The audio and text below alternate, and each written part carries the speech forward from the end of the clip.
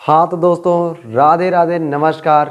एक बार फिर से आप सभी लोगों का आपके अपने प्यारे YouTube channel physics with concept पर दिल खोल करके हार्दिक स्वागत और अभिनंदन है। दोस्तों, आज की इस प्यारी सी क्लास में हम सभी लोग स्थितिज ऊर्जा के बारे में पढ़ने वाले हैं। स्थितिज ऊर्जा ही नहीं दोस्तों, हम लोग स्थितिज ऊर्जा के साथ साथ यांत्रिक ऊर्जा क्या है और यांत्रिक ऊर्जा कैसे संरक्षण के नियम का पालन करता है उसका सत्यापन सीखने वाले हैं। बहुत ही मज़ा आ जाएगा। आज की क्लास देखोगे तो आपको लगेगा कि हाँ, ये क्लास 11 की जो टॉपिक आज हम सीखे हैं ना, बड़ा गजब का टॉपिक था। जब मज़ा आ जाएगा। कुछ बहुत महत्वपूर्ण फार्मूले को निकालने वाले हैं, जैसे गुरुत्वीय स्थिति ऊर्जा का फार्मूला U बराबर mgh कैसे निकलता है, प्रत्यास्थ स्थिति ऊर्जा का फार्मूला U बराबर 1/2 kx² ये कैसे निकलता है। इन सभी के बारे में हम लोग डिटेल से चर्चा करने वाले हैं। तो निकाल लीजिए भाई कॉपी और पेन और हो जाइए ज़बरदस्त तरीके से तैयार आज की शानदार क्लास का एंजॉय करने के लिए। ठीक है, चलो भाई समझते पहले हम लोग स्थिति ऊर्जा क्या होता है। दोस्तों, हम लोग वैसे स्थिति ऊर्जा की परिभाषा दे देते हैं कि किसी वस्तु की स्थिति के कारण जो कार्य करने की क्षमता होती है वही क्या कहलाती है, स्थिति ऊर्जा कहलाती है। किसी वस्तु की स्थिति के कारण कार्य करने की जो क्षमता है वही क्या कहलाती, स्थिति ऊर्जा कहलाती है। जैसे दोस्तों, आप लोग बहुत बार जब बचपन में रहे होगे, जब घर पे मेहमान आते थे ना, मिठाई लेकर आते थे, तो जब डब्बे पे मिठाई आती थी तो उसमें रबड़ लगा होता था। याद आ रहा होगा आपको, रबड़ लगा रहता था। तो रबड़ को हम लोग ले करके ऐसे से तानते थे, ठीक ना, ऐसे से करते थे। तो जब रबड़ को देखो, इस यहाँ पे देखो मैंने क्यों लिखा हुआ है, स्थिति में परिवर्तन के कारण। जो रबड़ है, रबड़ ऐसे लिए हो, ठीक है, और रबड़ को थोड़ा सा तान दो, ठीक है, खींच दो। तानना मतलब होता है खींचना। रबड़ को हल्का सा खींच दोगे। जब दोस्तों खींच देते हम लोग रबड़ को, तब उसको छोड़ो, हाथ में ना बड़ी तेज चोट लगती थी ना। आपने कभी किया होगा तो आपको पता है। और अभी भी आप किसी रबड़ को लेकर के उसको क्या करिए, खींचिए, खींचने के बाद छोड़िए, देखिए आपको बहुत तेज से चोट लगती है। तो वो जो रबड़ की स्थिति में हमने परिवर्तन किया, परिवर्तन कैसे किया, उसको खींचा, हमने खींचा, उसको खींचने से हमने उसकी स्थिति में क्या किया, परिवर्तन किया। और इस परिवर्तन को करने से उस स्प्रिंग के अंदर, उस रबड़ के अंदर क्या हो गई, एक ऊर्जा संचित हो गई। और उसी ऊर्जा को हम लोग क्या बोलते हैं, स्थिति ऊर्जा बोलते हैं। तो किसी वस्तु की स्थिति में जब परिवर्तन करते हैं तो परिवर्तन करने के लिए हमको कार्य करना पड़ता है। हमको क्या करना पड़ता है, कार्य करना पड़ता है। और उस कार्य को करने से उसके अंदर जो ऊर्जा संचित होती है वही उसकी क्या कहलाती है, स्थिति ऊर्जा कहलाती है। जैसे दोस्तों और एग्जाम्पल समझो, जैसे हमारा मार्कर है, मार्कर अभी मैं हाथ पे लिया हूँ, इसके अंदर कोई जो स्थिति ऊर्जा है अभी कुछ नहीं है, ठीक है। यहाँ पे अभी इसके अंदर कोई स्थिति ऊर्जा नहीं है, लेकिन इस मार्क को हमने क्या किया, कुछ ऊंचाई तक उठा लिया, कुछ ऊंचाई तक उठाए। यहाँ से इसको यहाँ तक ले जाने के लिए हमको कुछ कार्य करना पड़ेगा, एकदम कार्य करना पड़ेगा। अब ये जो कार्य करेंगे, इस कार्य को करने से इसके अंदर क्या होगी, ऊर्जा संचित हो जाएगी। क्या हो जाएगी, ऊर्जा संचित हो जाएगी। और जो ऊर्जा संचित होगी उसी ऊर्जा को क्या बोलते हैं, स्प्रिंग की, इस स्प्रिंग की क्या बोलेंगे हम, स्थिति ऊर्जा बोलेंगे, या इस वस्तु की क्या बोलेंगे, स्थिति ऊर्जा बोलते हैं, ठीक है। तो दोस्तों, आप जरूर इतनी बात समझ पाए होंगे कि किसी वस्तु की स्थिति में परिवर्तन करने से क्या होता है, उसके अंदर जो कार्य किया था उस कार्य से उसके अंदर एक ऊर्जा संचित होती है, वही ऊर्जा स्थिति ऊर्जा कहलाती है। तो अब दोस्तों, ये जो स्थिति ऊर्जा है, इस ऊर्जा का मात्रक भाई आपको पता है। दोस्तों, स्थिति ऊर्जा का जो मात्रक है, मात्रक तो आपको पता है कि इसका मात्रक कोई भी ऊर्जा हो, कोई भी ऊर्जा, मैंने आपको बताया मात्रक इसका आपको जूल होगा, या तो इसका मात्रक आपको अर्ग मिलेगा। इसका मात्रक कैलोरी भी होता है, इसका मात्रक कैलोरी भी होता है। और मैंने आपको सिखाया है कि एक कैलोरी बराबर एक कैलोरी बराबर होता है 4.18 जूल या 4.2 जूल होता है, ठीक है। इसी ऊर्जा का मात्रक इलेक्ट्रॉन वोल्ट भी होता है, ठीक है। मैंने सब कुछ सिखाया आपको ऊर्जा वाले टॉपिक में। जब मैंने आपको ऊर्जा बताया हुआ था ना, वहाँ पे गति ऊर्जा के बारे में भी चर्चा किया। गति ऊर्जा का फार्मूला 12mv² कैसे आता है वो भी मैंने चर्चा किया, एक नियत बल के लिए और एक परिवर्ती बल के लिए। दोस्तों ये हो गया अपना स्थिर ऊर्जा, ठीक है। अब ये स्थिर ऊर्जा कितने प्रकार की होती है, तो प्रकार तो भाई बहुत सारी होती है, लेकिन हम लोग मुख्य मुख्य नाम जान लेते हैं। जैसे भाई इसका होता है गुरुत्वीय स्थिर ऊर्जा, ठीक है, गुरुत्वीय स्थितिज ऊर्जा, ये क्या है, स्थिति ऊर्जा का प्रकार है, ठीक है, पहला हो गया। दूसरा भाई, दूसरा आप कह सकते हैं इसका प्रत्यास्थ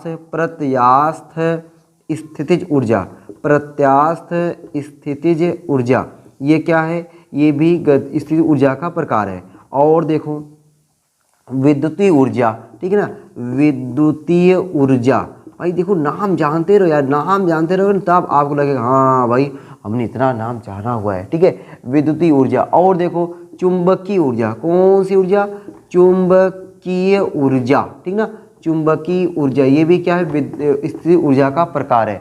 और देखो प्रकाश ऊर्जा, ठीक है। और देखो भाई तीसरी बात, चौथा हो गया, पांचवा प्रकाश ऊर्जा, ठीक है, प्रकाश ऊर्जा, प्रकाश ऊर्जा, ठीक है, प्रकाश ऊर्जा हो गया। उष्मीय ऊर्जा, ये भी लिख लो, उष्मीय ऊर्जा। तो दोस्तों ये सब क्या है, स्थिति ऊर्जा के प्रकार है, उष्मीय ऊर्जा, ठीक है। और अगर नाम बता दूं मैं आपको, द्रव्यमान ऊर्जा, ठीक है, द्रव्यमान ऊर्जा, द्रव्यमान ऊर्जा। दोस्तों ये सब इतना नाम लिखे रहोगे तो आपको लगेगा ना हाँ हमने स्थिति ऊर्जा का कितने प्रकार होते कम से कम ये तो जानते हैं, ठीक है। चलो अब दोस्तों अपने को ना इतना सब नहीं पढ़ना है, इतने सब के बारे में अपने को कक्षा 11 कक्षा 12 मिला के पढ़ना है। लेकिन यहाँ पे दोस्तों अपने को ना ये गुरुत्वीय स्थिर ऊर्जा और प्रत्यास्थ स्थिर ऊर्जा के बारे में अध्ययन करना है। तो क्या आप लोग तैयार हो, क्या आप लोग चाहते हो कि हाँ हम लोग गुरुत्वीय स्थिर ऊर्जा और प्रत्यास्थ स्थिर ऊर्जा को बढ़िया तरीके से एक बार समझते हैं कि आखिरकार ये है क्या, ठीक है। चलो भाई मैं साइड होता हूँ दोस्तों, पहले आप क्या करो, इतने को बढ़िया तरीके से ना आप अपनी कॉपी में एकदम छापो। और आपको याद होना चाहिए कि ऊर्जा कैसी राशि, अदिश राशि है, ऊर्जा का मात्रक कैलोरी या फिर जूल या फिर अर्ग या फिर इलेक्ट्रॉन वोल्ट भी होता है। ये कैलोरी में कितना जूल होता है, ये सब दोस्तों इतनी बार आप सुन रहे हो कि आपको सुनते सुनते ना भूलने की आदत हो रही होगी, है ना। इतनी बार सुना दे रहा हूँ यार, आपको पक्का याद हो जाएगा, है कि नहीं, पक्का याद हो जाएगा। चलो अब हम लोग क्या देख लेते हैं, गुरुत्वीय स्थितिज ऊर्जा। क्या देखते हैं भाई, गुरुत्वीय स्थितिज ऊर्जा, गुरुत्वीय स्थितिज ऊर्जा। अब दोस्तों हम लोग समझते हैं ये गुरुत्वीय स्थितिज ऊर्जा क्या होती है, ठीक है। एकदम ध्यान समझो भाई, मजा आ जाएगा, आपको फार्मूला भी याद हो जाएगा और आपको डेरिवेशन कुछ है ही नहीं है, एकदम प्यारा सा आप तुरंत देखोगे ना आपको लगेगा हाँ भाई क्या है। देखो दोस्तों ये है हमारा पृथ्वी तल, ये क्या है, पृथ्वी तल, धरती माता है यार, ठीक ना, ये क्या है, पृथ्वी तल है, धरती माता है, ठीक है। पहले वस्तु क्या थी, यहाँ पे थी, ठीक है, मान चलो ये स्मॉल m द्रव्यमान की कोई वस्तु है, पहले यहाँ पे थी, ठीक है। अब इस वस्तु को क्या किया जा रहा है, इस वस्तु को ऊपर उठा करके यहाँ से, इस वस्तु को यहाँ से h ऊंचाई तक यहाँ तक लेकर आया गया, इस वस्तु को h ऊंचाई उठा करके यहाँ से यहाँ तक लेकर जाया गया। अब बताओ यार, अगर ये मान चलो ये मार्कर अभी मेरे हाथ में है, क्या इस मार्कर को अगर मैं उठाऊँ ना, क्या ये मार्कर उड़ने लगेगा, ये मार्कर उड़ेगा? तो आपको कहिए नहीं सर कैसे उड़ेगा। तो इस मार्कर को उठाने के लिए, देखो मैं मार्कर को उठा रहा हूँ, इसको उठाने के लिए हमें कुछ ना कुछ कार्य करना पड़ रहा है। और जो दोस्तों कार्य करना पड़ रहा है वो गुरुत्वीय बल के विरुद्ध कार्य करना पड़ रहा है। गुरुत्वीय बल मैंने क्यों बोला, गुरुत्वीय बल दोस्तों हमेशा कहाँ लगता है, नीचे। गुरुत्वीय बल या भार दोनों बात एक ही है, गुरुत्वीय बल या भार। पृथ्वी जिस बल से किसी वस्तु को अपनी ओर खींचती है उस बल के परिमाण को भार कहते हैं और वही बल को हम लोग गुरुत्वीय बल कहते हैं, ठीक है। तो हमें भार बल मतलब भार बल बोले या गुरुत्वीय बल बोले, हमें इस मार्कर को उठाने के लिए गुरुत्वीय बल के विरुद्ध कुछ कार्य करना पड़ता है। और यही की जो किया गया कार्य है वही क्या कहलाएगा, इस मार्कर की स्थिति गुरुत्वीय स्थिति ऊर्जा कहलाएगा, ठीक है। तो हम लोग क्या लिखते भाई, तो लिखना क्या यार, आप मेरे साथ मतलब आप परिभाषा लिखोगे कि किसी वस्तु को पृथ्वी तल से ऊपर उठाने के लिए गुरुत्वीय बल के विरुद्ध किए गए कार्य से उस वस्तु के अंदर जो ऊर्जा संचित होती है उसे उसकी गुरुत्वीय स्थिर ऊर्जा कहते हैं, ठीक है। परिभाषा मैं लिख दूँ क्या, एकदम लिख देते भाई परिभाषा, ठीक है। चलो भाई परिभाषा लिखते हैं, किसी वस्तु को ठीक ना, किसी वस्तु को पृथ्वी तल से ऊपर उठाने के लिए पृथ्वी तल से नीचे तो भाई अपने आप जाएगा ना, ऊपर उठाने के लिए हमको कार्य करना पड़ेगा, नीचे तो अपने आप जाता है।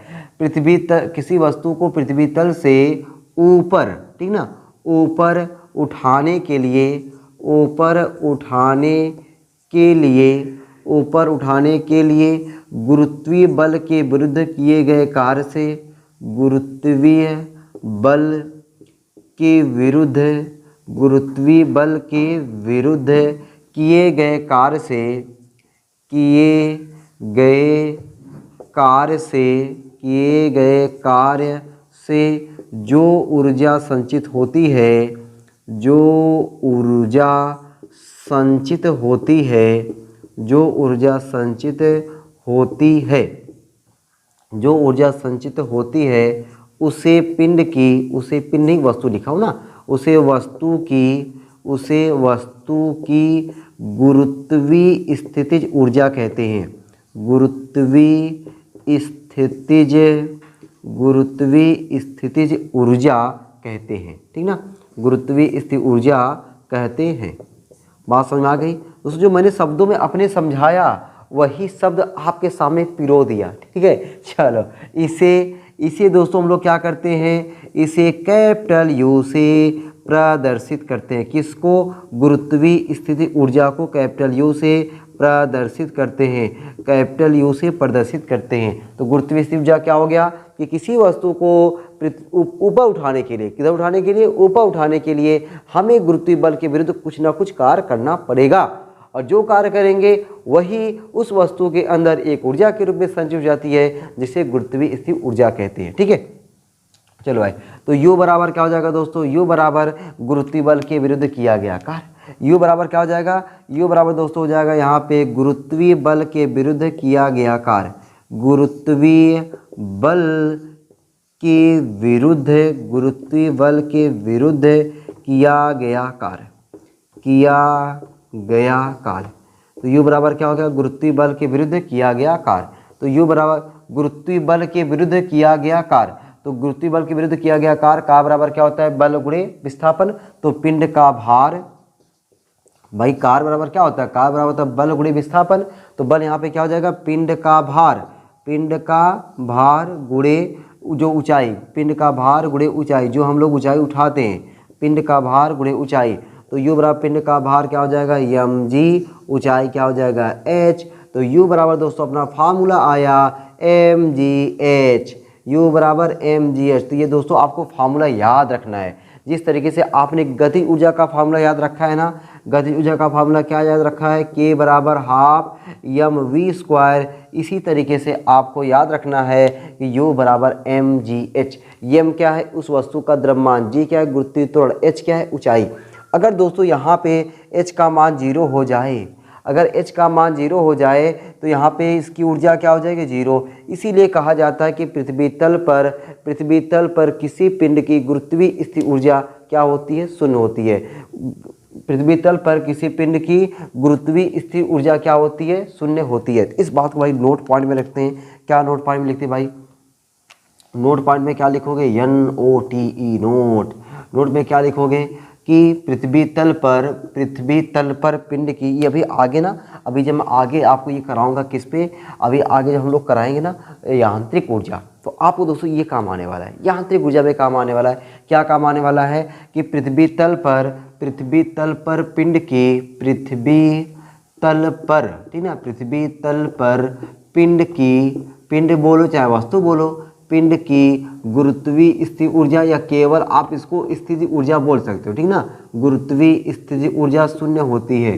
गुरुत्वीय स्थिति ऊर्जा बोलो या केवल आप इसको ऊर्जा बोलो, दोनों दोस्तों क्या आ जाएगा? ये आपका शून्य हो जाएगा। गुरुत्वीय स्थितिज ऊर्जा शून्य होती है, शून्य होती है। कैसे पता चला? ये फार्मूले से। फार्मूले में क्या है? mgh, h अगर हो जाएगा 0 तो U हो जाएगा 0, h हो जाएगा 0 तो U क्या हो जाएगा? 0। चलो भाई, इतनी बात समझ आ गई दोस्तों? आपको कोई दिक्कत नहीं ना? चलो,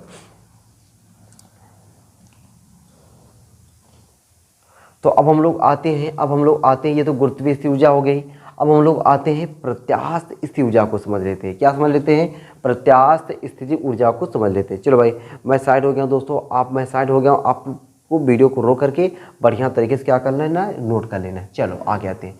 आगे अब हम लोग देख लेते हैं प्रत्यास्थ स्थिति ऊर्जा क्या होती है। एकदम इसी के जैसा होने वाला है, वो भी प्रत्यास्थ स्थिति ऊर्जा, उसका भी फार्मूला है। उस दोस्तों फार्मूले पे अपने को न्यूमेरिकल यहाँ पे दोस्तों कुछ न्यूमेरिकल मिलेंगे टपकाने के लिए, तो हम लोग न्यूमेरिकल को टपकाएंगे कब, जब जैसे चैप्टर खत्म हो जाता है उसके बाद जब मिलेगी आपको वीडियो ना ऑल टू ऑल न्यूमेरिकल मिलेगी, वहाँ पर हम लोग टपकाने वाले हैं। ठीक है, चलो तो अपन हम लोग क्या देख लेते हैं यहाँ पे। अब हम लोग देखते हैं प्रत्यास्थ स्थिति ऊर्जा क्या होती है। ठीक है, प्रत्यास्थ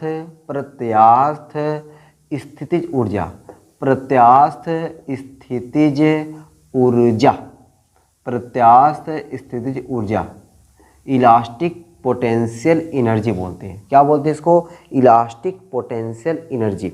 अब दोस्तों ये देखो प्रत्यास्थ स्थितिज ऊर्जा क्या है। किसी स्प्रिंग है, स्प्रिंग को अगर हम लोग खींच रहे हैं, स्प्रिंग को या तो खींच रहे हैं या तो स्प्रिंग को दबा रहे हैं, किसी स्प्रिंग को खींच रहे हैं या तो स्प्रिंग को दबा रहे हैं, तो किसी स्प्रिंग को खींचने में या फिर स्प्रिंग को दबाने में, ठीक है, हमको कुछ ना कुछ कार्य करना पड़ता है। ऐसे डायरेक्ट खींच सकते हैं क्या, एकदम खींच सकते हैं? एकदम नहीं यार। उसको खींचने के लिए या उसको दबाने के लिए हमको क्या करना पड़ता है, हमको कार्य करना पड़ता है। जब हम कार्य करेंगे तो वो जो कार्य करेंगे ना, उसी कार्य से उस स्प्रिंग के अंदर एक ऊर्जा संचित हो जाती है। वही ऊर्जा क्या कहलाती है, स्प्रिंग की प्रत्यास्थ स्थितिज ऊर्जा कहलाती है। तो किसी स्प्रिंग को खींचने के लिए या फिर दबाना, तो दबाना ना बोल करके संपीड़ित बोलते हैं। किसी स्प्रिंग को खींचने के लिए या संपीड़ित करने के लिए किए गए कार्य से उसके अंदर जो ऊर्जा संचित होती है वही स्प्रिंग की प्रत्यास्थ स्थितिज ऊर्जा कहलाती है। तो हो जाए परिभाषा, हो जाए ना, अरे एकदम हो जाए, एकदम हो जाए भाई परिभाषा। देखो लो, प्यारी परिभाषा दोस्तों आपके सामने लिखता हूँ। किसी स्प्रिंग को देखो मैं परिभाषा बार बार लिखते चलता ताकि आपको ना लिखने में कोई दिक्कत ना हो। ठीक है, हर एक चीज़ को मैं लिख के बता रहा हूँ। किसी स्प्रिंग को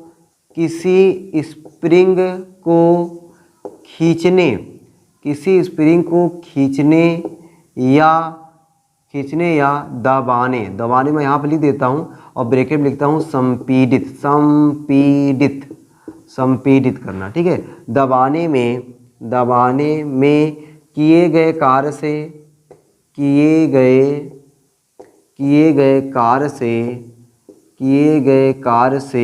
जो ऊर्जा संचित होती है, जो ऊर्जा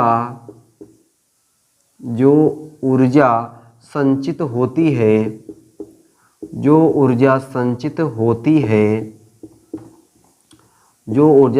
होती है उसे स्प्रिंग की, भाई स्प्रिंग भी हो सकता है, रबड़ भी हो सकता है, प्लास्टिक भी हो सकता है। प्लास्टिक को कम खींचा जाता है, प्लास्टिक खींच ही नहीं सकते आप, ठीक है ना। स्प्रिंग या रबड़ जो ऊर्जा संचित होती है उसे स्प्रिंग की, समझो यहाँ पे स्प्रिंग लिखा हूँ ना मैं, स्प्रिंग को, उसे स्प्रिंग की क्या कहते हैं, प्रत्यास्थ स्थितिज ऊर्जा कहते हैं।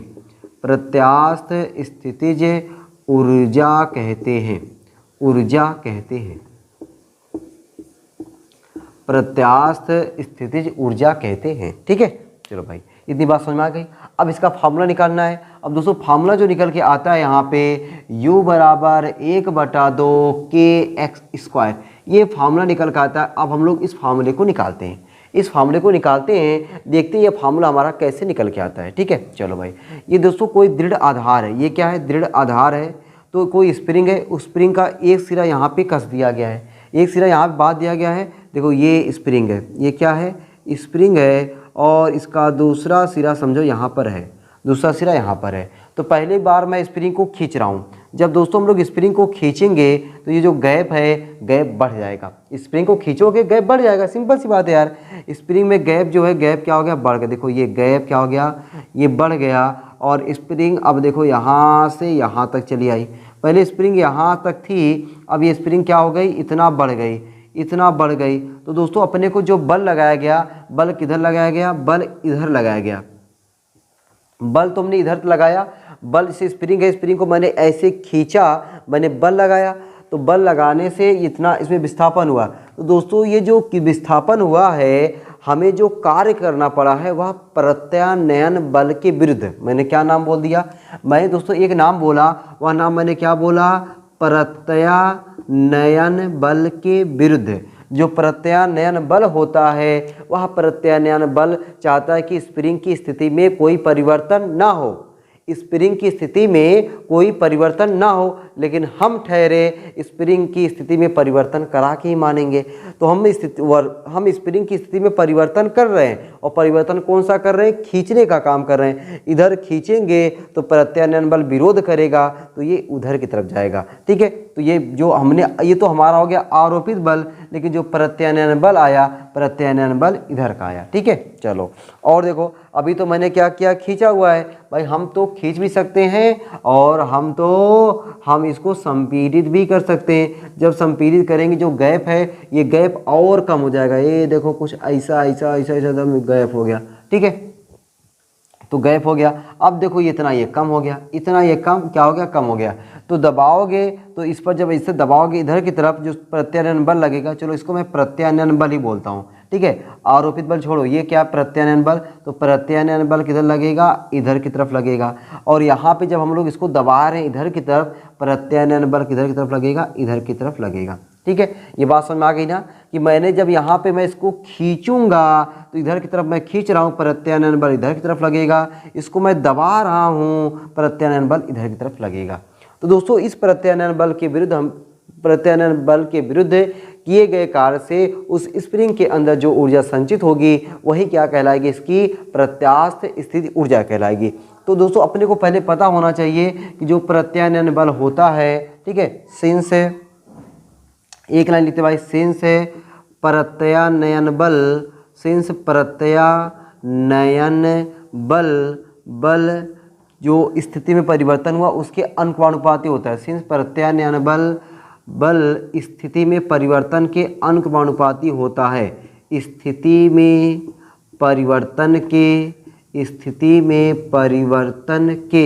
परिवर्तन के क्या होता है, अनुक्रमानुपाती होता है। क्या होता है, अनुक्रमानुपाती होता है। अर्थात f प्रोपोर्शनल टू -x। ठीक है, इस तरीके से अनुक्रमानुपाती होता है। मतलब माइनस क्यों लगा हुआ है, माइनस ये लगा हुआ है प्रत्यानयन बल जो हमें इधर की तरफ विस्थापित किए, प्रत्यानयन बल इधर की तरफ, हम इधर की तरफ विस्थापित किए हैं, प्रत्यानयन बल इधर, हमेशा उल्टी दिशा में काम करता है, इसलिए माइनस लगा है। तो यह बराबर क्या हो जाएगा, यह बराबर -kx। ठीक है, चलो भाई, किया गया कार्य दोस्तों, किया गया कार्य उसको मैं लिखता हूँ dw का बराबर क्या होता है, fs cos theta, fx cos theta, theta जगह पे कितना हो जाएगा 180। क्यों, क्योंकि विस्थापन इधर की तरफ हो रहा है और प्रत्यानयन बल इधर की तरफ लग रहा है, तो 180 अंश हो गया। तो यह की जगह पर हम लोग क्या रखेंगे, -kx रखेंगे। तो dw बराबर -kx। ठीक है, kx इंटू एक्स कास 180 जगह पे -1, तो dw बराबर क्या हो जाएगा, माइनस प्लस kx स्क्वायर। ठीक है, kx स्क्वायर। तो किया गया दोस्तों यहाँ पे कुल कार्य जो हो जाएगा, कुल मतलब समाकलन करने पर, दोनों पक्षों का समाकलन कर दें, एक लाइन लिख दूँ मैं, दोनों पक्षों का समाकलन करने पर, दोनों पक्षों का क्या करने पर भाई, कहा dw बराबर f dx होना चाहिए ना, f dx कास dx, छोटा सा विस्थापन भाई, छोटा सा विस्थापन, f dx कास 180 अंश, यहाँ पर हो जाएगा अपना ये dx हो जाएगा भाई, f kx into dx into cos 180 अंश, तो अपना हो जाएगा k, यहाँ पे क्या हो जाएगा, ये kx dx। दोनों पक्षों का समाकलन करने पर, क्यों समाकलन कर रहे हैं भाई, d को हटाना है, d को हटाने के लिए समाकलन करते हैं। दोनों पक्षों का समाकलन करने पर, ये देखो समाकलन dw बराबर समाकलन kx dx।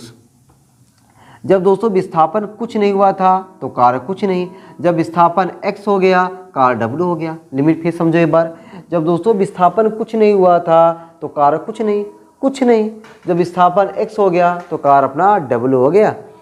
दोस्तों d के आगे कुछ नहीं है तो पीछे वाला समाकलन, मैंने इसे आपको इस तरीके से बताया है, d के आगे कुछ नहीं है तो पीछे वाला समाकलन है ना। चलो k कांस्टेंट पद बाहर बचा क्या, यक्स का समाकलन, यक्स की घाते 1 + 1 बटा 1 + 1 0 से x हो गया। Upper limit minus lower limit बराबर के एक्स स्क्वायर बटा 2, लिमिट है 0 से x, तो w माइनस 0 बराबर w बराबर 1/2 बाहर आ जाए भाई, a/2 के एक्स स्क्वायर माइनस 0 स्क्वायर, तो w बराबर 1/2 के एक्स स्क्वायर। और यही किया गया कार्य स्प्रिंग की क्या कहलाएगा, प्रत्यास्थ स्थिति ऊर्जा कहलाएगा। एक लाइन लिखना प्यारी सी, यही किया गया कार्य ही स्प्रिंग की प्रत्यास्थ स्थिति ऊर्जा कहलाता है। अतः यही अब W बदल जाएगा U में, U बराबर 1/2 के एक्स स्क्वायर। दोस्तों मैंने बताया था ना अपने को फॉर्मूला क्या निकालना है, U बराबर 1/2 के एक्स स्क्वायर। बताओ आया कि नहीं, U बराबर 1/2 के एक्स स्क्वायर आया। तो ये क्या है, स्प्रिंग की प्रत्यास्थ स्थिति ऊर्जा है। अब इसमें 1/2 तो भाई पहचान ही रहे हो, गिनती है, इसको कौन नहीं जानता। अरे ये के क्या है दोस्तों, जो के है ना, इस के को हम लोग बोलते हैं स्प्रिंग का बल नियतांक, स्प्रिंग का बल नियतांक बोलते हैं, स्प्रिंग का बल नियतांक बोलते हैं। क्या बोलते हैं, स्प्रिंग का बल नियतांक बोलते हैं। और एक्स भाई कितना आप खींचे हो या कितना आप दबाए हो स्प्रिंग को, ठीक है। चलो भाई, तो दोस्तों ये रहा अपना स्थिर ऊर्जा। और स्थिर ऊर्जा में मैंने आपको बताया गुरुत्वीय स्थिर ऊर्जा, और फिर मैंने आपको बताया प्रत्यास्थ स्थिर ऊर्जा बताया, ठीक है। अब दोस्तों हम लोग आ जाते हैं यांत्रिक ऊर्जा संरक्षण के नियम को सीखते हैं, ठीक है। क्या सीखते हैं, यांत्रिक ऊर्जा संरक्षण के नियम को, ठीक है। वीडियो को रोक करके भाई बढ़िया तरीके से सब कुछ एकदम फिगर उगर बना करके एकदम बढ़िया तरीके से नोट कर डालो, ठीक है। चलो भाई आगे आते हैं। अब देखो ये प्रत्यानयन बल जो है ना, प्रत्यानयन बल के बारे में हम लोग प्रत्यास्था चैप्टर जब पढ़ेंगे वहाँ पे बड़ी डिटेल से पढ़ने वाले हैं, बहुत ही ज़बरदस्त तरीके से पढ़ने वाले। बस यहाँ पे नाम सुने रहोगे, बस इतना जानते रहो प्रत्यानयन बल क्या होता है, जो उसकी स्थिति में परिवर्तन का विरोध करता है, ठीक है। चलो इसी गुण को हम लोग प्रत्यास्थता बोलते हैं। क्या बोलते हैं, प्रत्यास्थता। चलो भाई अब हम लोग क्या देख लेते हैं, अब हम लोग देख लेते हैं यांत्रिक ऊर्जा संरक्षण, ठीक है। पहले यांत्रिक ऊर्जा तो भाई आप जानते हो, मैंने आपको पिछली क्लास में जब ऊर्जा बताया था वहाँ पे आपको बताया था कि यांत्रिक ऊर्जा क्या होता है। कोई भी वस्तु है, उस वस्तु की गतिज ऊर्जा और स्थिर ऊर्जा का योग क्या कहलाता है, यांत्रिक ऊर्जा कहलाता है। गतिज ऊर्जा और स्थिर ऊर्जा का जो योग है वह क्या कहलाता है, आपका यांत्रिक ऊर्जा कहलाता है। लेकिन अपने को यहाँ पे क्या समझना है, यांत्रिक ऊर्जा संरक्षण का नियम समझना है, ठीक है। तो यांत्रिक ऊर्जा संरक्षण का नियम, ठीक है। यहीं डालते भाई हम लोग प्यारी सी, यांत्रिक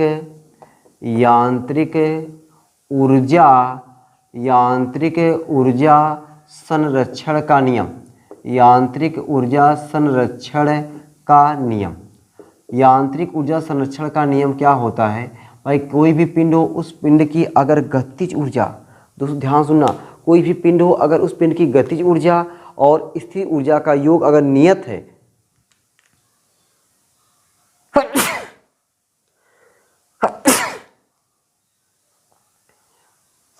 सॉरी भाई, अगर दोस्तों कोई भी पिंड है, उस पिंड की गतिज ऊर्जा और स्थिर ऊर्जा का योग अगर नियत है तो वह क्या कहलाएगा, यांत्रिक ऊर्जा संरक्षण का नियम कहलाएगा। मतलब यांत्रिक ऊर्जा संरक्षित रहे। यांत्रिक ऊर्जा बोले तो गतिज ऊर्जा और स्थिर ऊर्जा का योग। तो किसी गतिमान पिंड या किसी वस्तु की गतिज ऊर्जा और स्थिर ऊर्जा का योग सदैव नियत होता है, यही क्या कहलाता है, यांत्रिक ऊर्जा संरक्षण का नियम कहलाता है। तो इस बात को पहले लिख दिया जाए भाई, किसी पिंड की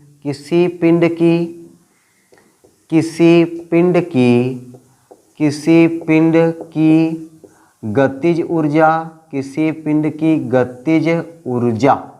गतिज ऊर्जा और किसी पिंड की गतिज ऊर्जा और स्थितिज ऊर्जा का योग, ठीक ना, स्थितिज ऊर्जा का योग है, ठीक है। गतिज ऊर्जा बोले तो kinetic energy and potential energy का जो सम होता है, का जो योग होता है, वह क्या होता है, सदैव एक नियतांक होता है, सदैव एक नियतांक होता है, सदैव नियत होता है। ऐसे लिखो भाई, सदैव नियत होता है। नियत होने का मतलब है कि ये फिक्स नंबर में आएगा, सदैव नियत होता है, सदैव नियत होता है, ठीक है, सदैव नियत होता है। तो किसी पिंड की गतिज ऊर्जा और स्थिर ऊर्जा का योग सदैव नियत होता है। अब इसे मान चलो कि टोटल जो इससे हम लोग गतिज ऊर्जा और स्थिति ऊर्जा का जो योग है उसे हम लोग क्या बोलते हैं अपनी भाषा में, यांत्रिक ऊर्जा। मैं एक लाइन लिखता हूँ भाई, यांत्रिक ऊर्जा बराबर होता है, यांत्रिक ऊर्जा बराबर क्या होता है, गतिज ऊर्जा प्लस स्थितिज ऊर्जा। यांत्रिक ऊर्जा बराबर क्या होता है, गतिज ऊर्जा प्लस स्थितिज ऊर्जा। तो मान चलो दोस्तों टोटल ऊर्जा नियत होती है, मान चलो टोटल क्या है 50 जूल है, टोटल क्या है 50 जूल है। तो अब ये अगर यांत्रिक ऊर्जा 50 जूल है तो गतिज ऊर्जा और स्थितिज ऊर्जा दोनों मिलाकर के 50 जूल होना चाहिए, दोनों मिलाकर के क्या होना चाहिए, 50 जूल होना चाहिए। अगर मान चलो कि गतिज ऊर्जा 0 हो गई तो स्थितिज ऊर्जा कितना हो जाएगा, 50 हो जाएगा। अगर दोस्तों आपकी स्थितिज ऊर्जा -25 हो गई तो आपकी गतिज ऊर्जा +75 होगी। बात समझ रहे हो ना। तो 75 और 25 जोड़ोगे तो कितना हो जाएगा आपका, 75 और 25 जोड़ोगे आपका 85 जूल में आएगा ना, कितना आएगा, 85 जूल आएगा। दोस्तों इस तरीके से, अच्छा मैंने बताया स्थितिज ऊर्जा का मान आपका माइनस हो सकता है, लेकिन गतिज ऊर्जा का मान कभी माइनस नहीं हो सकता है, गतिज ऊर्जा का मान कभी माइनस नहीं हो सकता है। तो इसलिए स्थितिज ऊर्जा का मान अगर माइनस हो भी गया तो गतिज ऊर्जा का मान +75, 75 प्लस -25 करोगे आपका 50 ही आएगा, ठीक है। अच्छा अगर मान चलो कि गतिज ऊर्जा आपका 20 है तो स्थिर ऊर्जा वहाँ पे 30 होगा, तब जाके दोनों कितना हुआ, 50 हुआ। तो ये बात आपके दिमाग में, आपके भेजे में जा रही है कि गतिज ऊर्जा और स्थिर ऊर्जा का योग क्या है, सदैव नियत है। दोनों मिलकर के 50 मतलब मैं एग्जाम्पल ले रहा हूँ 50, दोनों मिलकर के 50 होना चाहिए, यानी गतिज ऊर्जा और स्थिर ऊर्जा का योग उस यांत्रिक ऊर्जा की योग के क्या होना चाहिए, बराबर होना चाहिए। अब दोस्तों हम लोग क्या करेंगे, यहाँ भी प्रूफ करेंगे, इस बात को प्रूफ करके देखेंगे। ये तो मैंने अपने आप से कोई जैसे ले लिया, अब इस बात को हम लोग प्रूफ करके देखेंगे। आपके एग्जाम में आता है कि यांत्रिक ऊर्जा संरक्षण के नियम को सिद्ध करके दिखाइए, ठीक है, यांत्रिक ऊर्जा नियम के संरक्षण को सिद्ध करके दिखाइए। अब हम लोग इसको दिखाते हैं। अब इसको दिखाने के लिए मैं एक यहाँ पे फिगर बना रहा हूँ, उस फिगर को जरा भाई ध्यान से समझो। देखो भाई ये हमने क्या बना दिया, पृथ्वी माता है, ये हमारी पृथ्वी माता है, पृथ्वी माता हमें कुछ नहीं आता। चलो भाई ये तल हो गया, पृथ्वी तल हो गया। दोस्तों हम लोग यहाँ पे कोई पथ मान लेते कि वस्तु है, पहले यहाँ पे ए पर है, फिर यहाँ पे ये बी पर है, ए पर है, फिर बी पर है और फिर सी पर है, ठीक है। एक बार ए पर है, एक बार बी पर है, एक बार सी पर है। तो यांत्रिक ऊर्जा यानी किसी पिंड की गतिज ऊर्जा और स्थिर ऊर्जा का योग सदैव नियत होता है। इसका मतलब ये है कि पिंड अगर वस्तु सी पर है तो यहाँ पर इसकी गतिज ऊर्जा और स्थिर ऊर्जा का योग जो मान होगा वही मान बी पर भी होगा, वही मान सी पर भी होगा, वही मान ए पर भी होगा, वही मान बी पर भी होगा, वही मान सी पर भी होगा। अब हमें यही सी बात को चेक कर लेना है कि मतलब हमें क्या हर एक बिंदु पर इसकी स्थिति ऊर्जा का मान समान है या नहीं है, ठीक है। चलो भाई यहाँ दोस्तों हम लोग मान लेते हैं, यहाँ से यहाँ तक हम लोग मान लेते हैं क्या ये है यच, हम लोग अपने मन से मान लिया यच है। अच्छा और इसको भी मान लेता हूँ भाई, ये दूरी पता नहीं, इसको मान लेता हूँ मैं यक्स, इसको मैंने क्या मान लिया यक्स। तो ये बची दूरी कितना हो जाएगा, ये हो जाएगा आपका h - x, ये क्या हो जाएगा h - x हो जाएगा, ठीक है। चलो भाई इतनी बात आपको समझ में आ गई। चलो अब हम लोग पहले कहाँ निकालते हैं, पहले बिंदु ए पर पहले हम लोग चलो भाई ए यहाँ पे लिखा क्या, चलो मैं यहाँ पे ए लिख देता हूँ, ए यहाँ पे बी लिख देता हूँ, यहाँ पे बी था ही, यहाँ पे बी और यहाँ पे मैं कर देता हूँ सी, ठीक है। बिंदु ए पर, बिंदु ए पर, अब बिंदु ए पर हम लोग क्या निकालते हैं, गतिज ऊर्जा निकालते हैं, फिर स्थिर ऊर्जा निकालते हैं, फिर दोनों को जोड़ देंगे क्या आ जाएगा कुल ऊर्जा। कुल ऊर्जा को हम लोग क्या बोलेंगे यहाँ पे, यांत्रिक ऊर्जा बोलेंगे। उस यांत्रिक ऊर्जा का मान जो ए पर आना चाहिए वही बी पर भी आना चाहिए और आपका सी पर भी आना चाहिए। ए पर भी वही आना चाहिए, वही मान बी पर भी आना चाहिए और वही मान सी पर भी आना चाहिए। चलो भाई तो दोस्तों अगर हम लोग बिंदु ए पर निकालें तो बिंदु ए पर क्या है, यू बराबर क्या है भाई, यहाँ पे वस्तु से मान, चलो ये मार्कर मैंने लिया, ये मार्कर मैं यहाँ पे ऐसे लिया हूँ। अभी जब यहाँ पे छोड़ूंगा तो मैं मुक्त रूप से छोड़ूंगा, तो मुक्त अभी क्या है ये विरामावस्था में है, यहाँ पे मुक्त रूप से छोड़ूंगा। तो यहाँ पे जब वहाँ पर है तो यहाँ पे यू बराबर क्या है 0, तो यू बराबर क्या है 0। जब यू बराबर 0 है तो गतिज ऊर्जा, तो गतिज ऊर्जा दोस्तों, गतिज ऊर्जा जो होता है वह के बराबर हाफ यम यू स्क्वायर हो जाएगा।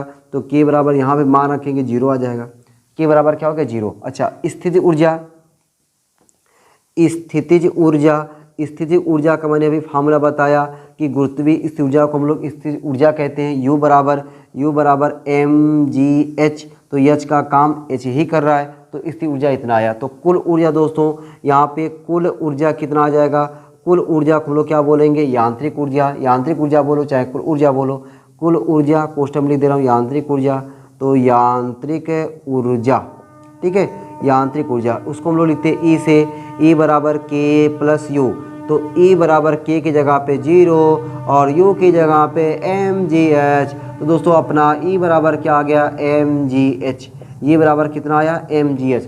अब ये जो ई बराबर mgh अपना यहाँ पे आया है, वही दोस्तों अपना ई बराबर mgh कहाँ पे आना चाहिए, बी पर भी आना चाहिए, और यही ई बराबर mgh अपना सी पर भी आना चाहिए। ज़रा से भी फर्क नहीं होना चाहिए। अगर दोस्तों फर्क हो गया, अगर फर्क हो गया तो जान लो कि हमने जो अभी नियम बताया यांत्रिक ऊर्जा संरक्षण का नियम, तो काम नहीं कर रहा है। काम करना चाहिए भाई, है तो नियम काम करेगा ही। तो हर एक बिंदु पर इसकी ऊर्जा, इसकी कुल ऊर्जा यानी यांत्रिक ऊर्जा क्या आएगी, बराबर ही आएगी। ठीक है, चलो भाई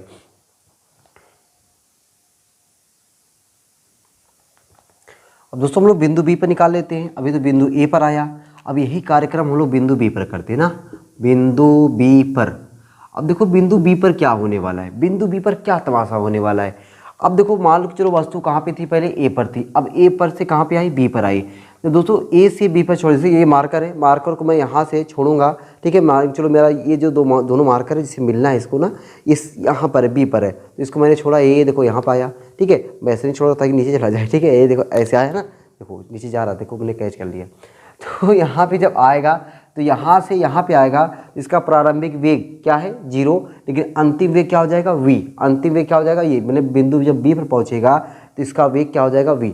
तो अब दोस्तों हम लोग पता है, जैसे यहाँ पे तो हमने डायरेक्ट कर दिया, चलो भाई u बराबर 0 हो गया, जब u 0 था तो हमने गति ऊर्जा निकाल लिया, लेकिन यहाँ पे प्रारंभिक वेग है u बराबर 0, अंतिम वेग है v, तो हमें वेग हो गया। वस्तु नीचे आ रही है, अपना जी तुरंत काम करेगा, जी नीचे काम करेगा ना, करेगा। तो अब दोस्तों हम लोग पता है क्या करने वाले, गति का समीकरण लगाने वाले हैं। और गति का कौन समीकरण लगाएंगे, तीसरा समीकरण। क्यों लगाएंगे, हमें वेग को पाने के लिए, गति ऊर्जा को निकालने के लिए वेग को पाना होता है। तो वेग को पाने के लिए हम लोग क्या लगाते हैं, गति के तीसरे समीकरण से, ठीक है, गति का समीकरण लगाते हैं। और गति का कौन सा समीकरण, तीसरा समीकरण, गति के तीसरे समीकरण से, गति के तीसरे समीकरण से। अरे गति का तीसरा समीकरण तुम्हारी जुबान पे है, तुम्हारी जुबान पे दोस्तों, v² बराबर u², नीचे आएगा तो प्लस 2gh, ठीक है। मैंने ये वाला क्यों लगाया, क्योंकि हमें यहाँ से यहाँ तक पता है दूरी कितना है, h - x, ठीक है। u पता है 0, v पता है v² बराबर यहाँ पे 0 का स्क्वायर प्लस 2gh, h की जगह हम लोग क्या लिखेंगे, h - x। तो v² बराबर अपना क्या आ गया, 2gh - x, ठीक है, ये आ गया। अच्छा, ये v² से हम लोग क्या निकालेंगे, गतिज ऊर्जा। तो गतिज ऊर्जा k बराबर हाफ m v², तो k बराबर हाफ m v² की जगह पे, v² जगह पे मैं क्या लिख दूँ, 2gh - x। ये देखो 2 से कट गया। तो दोस्तों यहाँ से k बराबर जो अपना आएगा mgh -mgx, ये क्या आ गया, गतिज ऊर्जा। अब हम बिंदु बी पर क्या निकाल लें, बिंदु बी पर बात हुई भाई, स्थितिज ऊर्जा, स्थितिज ऊर्जा, स्थितिज ऊर्जा उसको लिखते हैं u बराबर क्या होता है mgh। तो पृथ्वी तल से ऊंचाई लेते हैं, पृथ्वी तल से बिंदु बी की दूरी कितना है, x है, तो mgh, h की जगह पे x। तो कुल ऊर्जा को हम लोग किससे लिखते हैं, E से लिखते हैं। तो E बराबर होता है गतिज ऊर्जा प्लस स्थिर ऊर्जा। तो E बराबर गतिज ऊर्जा की जगह पे mgh - mgx प्लस स्थिर ऊर्जा की जगह पे mgx। वो देखो mgx छटक गया। तो दोस्तों अपना यहाँ पे कुल ऊर्जा निकल के आया mgh। तो आप देख क्या रहे हो, आप देख रहे हो कि जो अपना बिंदु ए पर है ना, बिंदु ए पर है कुल ऊर्जा E बराबर mgh, वही बिंदु बी पर भी क्या है, E बराबर mgh। अब दोस्तों हमने सी, एक और बिंदु लिया हुआ है सी, अब सी पर भी चेक कर लेते हैं कि क्या बिंदु सी पर भी अपना वही ई बराबर mgh आता है कि नहीं। अगर दोस्तों आ गया तो कह देंगे वाह बल्ले बल्ले भाई, अपना जो है हम जो चाहते थे वो हो रहा है, हम जो चाहते थे वो हो रहा है। चलो भाई बिंदु सी पर चेक कर लेते हैं, बिंदु सी पर, बिंदु सी पर, तो बिंदु सी पर अब देखो वस्तु पहले अब कहाँ पे आ गई है, बी पर, बी से कहाँ पे जाएगी, सी पर जाएगी, बी से कहाँ पे जाएगी, सी पर। अगर बी से सी पर जा रही है तो बी पर इसका प्रारंभिक वेग और सी पर इसका अंतिम वेग, तो यहाँ पे यू हो जाएगा 0 और वी हो जाएगा वी, अंतिम वेग वी हो जाएगा। ठीक है, तो यानी हम गति का समीकरण लगाएं तो गति के कौन समीकरण से, तीसरे समीकरण से, गति के तीसरे समीकरण से, गति के तीसरे समीकरण से, गति के तीसरे समीकरण से, तीसरा समीकरण क्या है, वी स्क्वायर बराबर यू स्क्वायर, नीचे आ रहा है तो प्लस 2gh लगा देंगे, क्या लगा देंगे, प्लस 2gh, तो वी स्क्वायर बराबर 0 प्लस 2gh, h का काम यहाँ से यहाँ तक x कर रहा है दोस्तों, अपना वी स्क्वायर बराबर क्या आ गया, 2gx आ गया। अब इस वी स्क्वायर से हम लोग क्या निकाल सकते हैं, गतिज ऊर्जा, गतिज ऊर्जा बोले तो k बराबर हाफ यम वी स्क्वायर, तो यहाँ पे k बराबर हाफ यम वी स्क्वायर का मान क्या है, 2gx, 2gx 2 से कैंसिल हो गया तो k बराबर mgx, ये अपना क्या आ गया, ये अपना क्या आ गया, अपना भाई हमने यहाँ से यहाँ तक किया क्या माना है x, ठीक है, तो ये क्या आ गया अपना mgx, ये क्या आ गया अपना गतिज ऊर्जा आ गया। ठीक है, अच्छा स्थिति ऊर्जा, स्थिर ऊर्जा बिंदु सी पर भाई स्थिर ऊर्जा क्या हो जाएगा, 0, बिंदु सी पर दोस्तों अपना स्थिर ऊर्जा तो वैसे ही 0 हो जाएगा, ठीक ना, बिंदु सी पर अपना स्थिर ऊर्जा तो वैसे ही 0 हो गया। तो मैंने क्या गड़बड़ कर दिया भाई, जो अपना h आना चाहिए ना, h आना चाहिए, क्योंकि देखो यहाँ पे E बराबर mgh, तो यहाँ पे भी क्या आया, E बराबर mgh, तो अपना बिंदु सी पर भी E बराबर mgh ही आना चाहिए ना। तो हमने बिंदु सी पर जब मैं लिया हूँ यहाँ से यहाँ तक, यहाँ से यहाँ तक आपका 1/2 यम वी स्क्वायर mgh, ठीक है, mgh, h की जगह पे हमने क्या ले लिया, x ले लिया। ठीक, पृथ्वी तल पर मैंने क्या लिखा है कि स्थिर ऊर्जा अपना क्या होता है, 0, पृथ्वी तल पर स्थिर ऊर्जा क्या होता है, 0। ठीक,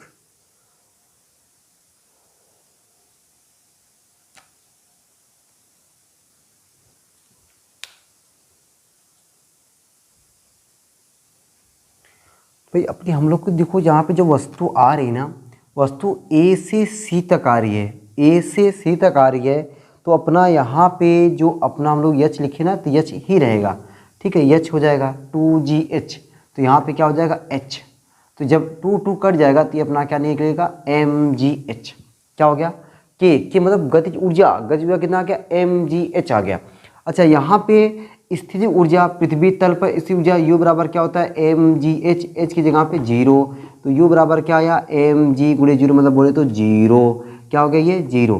तो टोटल एनर्जी जो होता है गतिज ऊर्जा प्लस स्थिर ऊर्जा, टोटल ऊर्जा यानी ई बराबर गतिज ऊर्जा प्लस स्थिर ऊर्जा, गतिज ऊर्जा प्लस स्थिर ऊर्जा, तो ई बराबर गतिज ऊर्जा की जगह पे mgh, स्थिर ऊर्जा की जगह पे 0, तो ई बराबर क्या निकल के आया, mgh। तो आप देख रहे हो यहाँ पे, आप दोस्तों देख रहे हो कि आपका चाहे बिंदु ए हो, चाहे बिंदु बी हो, चाहे बिंदु सी हो, हर एक बिंदु पर अपना, हर एक बिंदु पर जो अपना आ रहा है कि यांत्रिक ऊर्जा, हर एक बिंदु पर क्या आ रहा है, नियत आ रहा है, चाहे बिंदु ए हो, चाहे बिंदु बी हो, चाहे बिंदु सी हो, हर एक बिंदु पर ऊर्जा क्या आ रही है, नियत आ रही है, यांत्रिक ऊर्जा। इससे अपना सिद्ध होता है कि यांत्रिक ऊर्जा सदैव क्या होती है, नियत होती है। यांत्रिक ऊर्जा बोले तो गतिज ऊर्जा और स्थिर ऊर्जा का योग क्या होता है, हर एक बिंदु पर नियत होता है, हर एक बिंदु पर नियत होता है। ये चीज़ हमने सीखा। ठीक है, तो आज की क्लास में टोटल दोस्तों हमने क्या सीख लिया, आज की क्लास में हमने टोटल सीखा, पहले स्थिर ऊर्जा क्या होता है, फिर स्थिर ऊर्जा में कितने प्रकार, हमने 6-7 प्रकार लिखवाए उसको हमने सीखा। फिर उस 6-7 प्रकारों में अपने कुछ दो पढ़ना था, एक है गुरुत्वीय स्थिर ऊर्जा और एक था प्रत्यास्थ स्थिर ऊर्जा।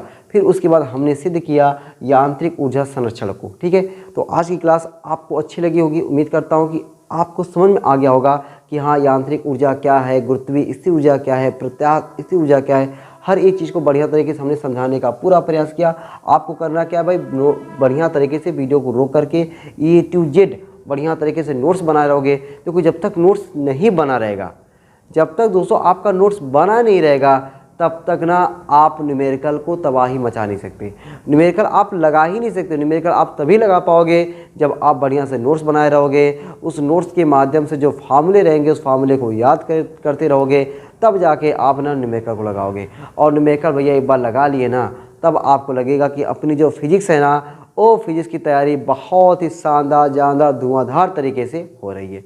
चलो भाई, आज की क्लास दोस्तों यहीं तक रखते हैं, फिर मिलते हैं आपको अगली क्लास में। और अगली क्लास में हम लोग पढ़ने वाले हैं शक्ति या सामर्थ्य के बारे में। ठीक है, अगली क्लास में क्या सीखने वाले हैं, शक्ति या सामर्थ्य क्या होता है। तो आप लोग ऐसे ही हंसते रहना, मुस्कुराते रहना, पढ़ाई लिखाई को शानदार धुआंधार ज़बरदस्त तरीके से करते रहना। चलते भाई, सबको बाय बाय।